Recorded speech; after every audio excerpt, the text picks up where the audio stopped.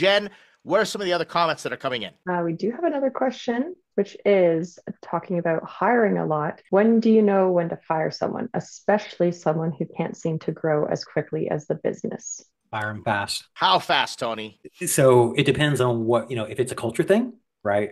I'm an advocate of exiting them out of the business fast because if you have a team and it's not a good culture fit, it can seep into the culture very, very quickly. And the rest of the team is watching you. If it's a technical component, I would still be pretty quick because your runway and your capital is pretty short. You need to make sure that, and I used this phrase last time and Ed never heard of it before, but, inspect what you expect, Yeah, that's a good right? one. I loved it. And so many times I see founders, they hire somebody and like, okay, I'll check in with you in a couple of weeks. And I thought they were doing what they were supposed to do. And then I find out, we're behind on things or we're not hitting our numbers. And now it's catastrophic. It should be regularly checking in on milestones set. It starts with you as the founder is like, okay, if you don't have milestones set up, people aren't going to know what to do, right? The number one thing, and I experienced this firsthand back when I was in sales, transitioning off of founder led sales often is a nightmare because they don't have playbooks. They're like, I just went and talked to my buddy who I golfed with, and he threw me a contract and we scaled from there.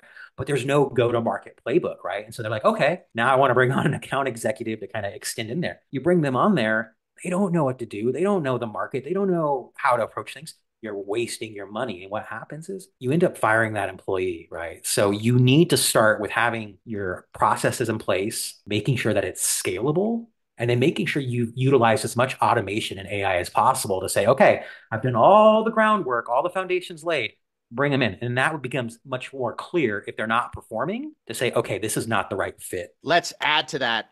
You can save yourself a lot of headache by hiring slower so that you don't have to fire. And that's what I do is I will do what Tony said, make it a project, make it freelance, make it a contractor, and literally go week to week or project to project or month to month if I'm feeling really generous. And then if it doesn't work out, Jen has seen it. Jen has seen people come and go in our operation sooner than later. And here's the reality. Everyone, listen, I saw a Reddit post and the title was lazy co-founder, okay?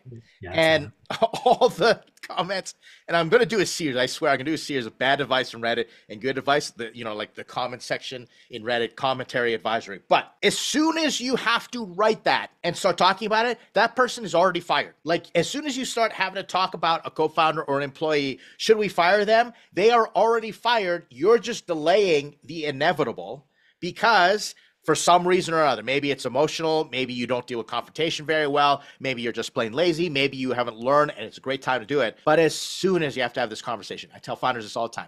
As soon as you come to me and say, yeah, we're thinking that it's not working out with this co-founder or this employee, I'm like, it's already done.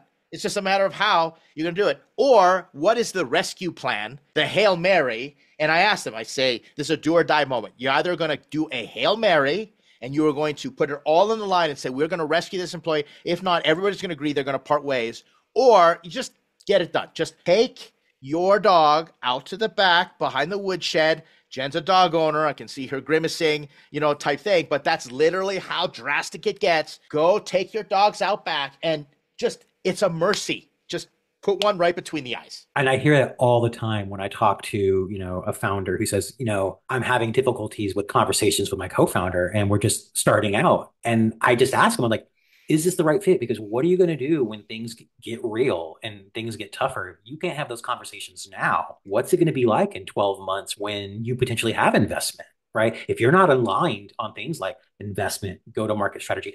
And the other thing too, and this one really, really annoys me when I hear, well, I have a technical co-founder, but they're not involved in any of the sales. Stop right there. Anybody in the organization is in sales, right? I don't care if you're the developer, you're in sales. You're the CTO, you're in sales.